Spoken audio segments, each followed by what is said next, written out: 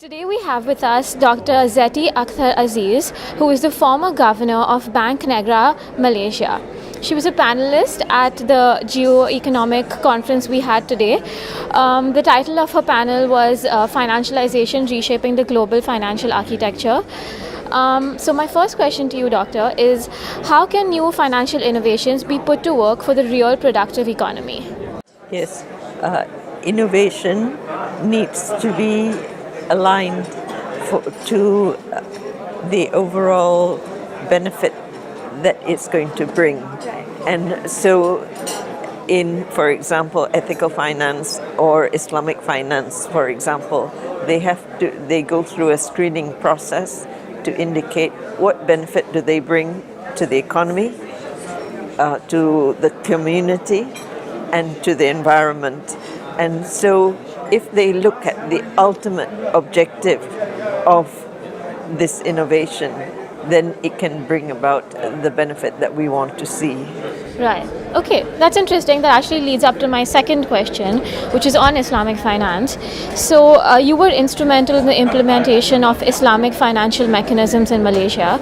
How can these mechanisms be adopted and adapted by countries like India to make them more global and inclusive financial hubs?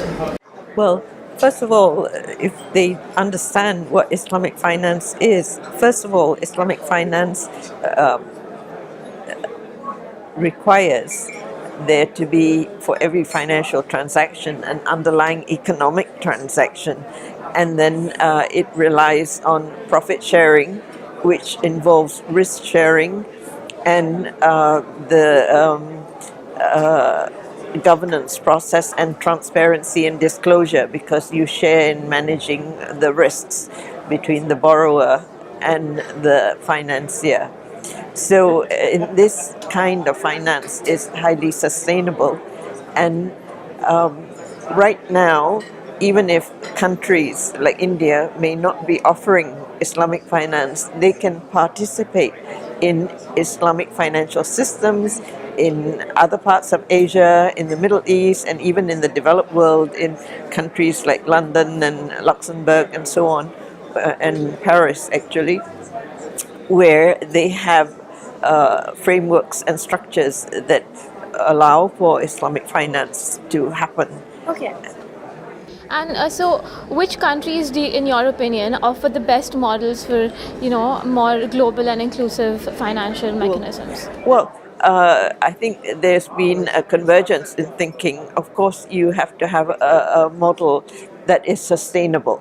And this model requires many elements for a more developed financial system of all components of the financial system, from the financial intermediaries, the financial markets, and the financial infrastructure.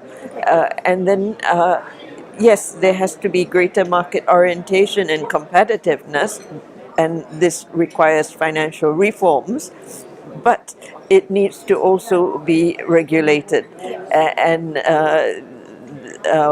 there has to be a balance between the regulation and the market process. Right, and here is where ethics and values also comes in, right? Yes, that's correct. Okay, and my last question is, are there adequate circuit breakers in place to prevent crises of political and social regression caused due to financial liberation? There are no shortcuts to preventing crises, and this has to be a build-up of resilience, and that is what most of the countries in Southeast Asia did in the decade following the Asian financial crisis, and that demonstrated our ability to withstand the crises that happened in the US and Europe, in the United Kingdom, that had global implications. But Southeast Asia and other Asian countries that were highly open did not face any disruptions in their financial system, and they were able to recover growth within a very short period of time to be on a sustainable growth path. So it's all about building resilience. Right. Yes. Thank you so much for answering our questions. Thank It was you. lovely having you. Thank you.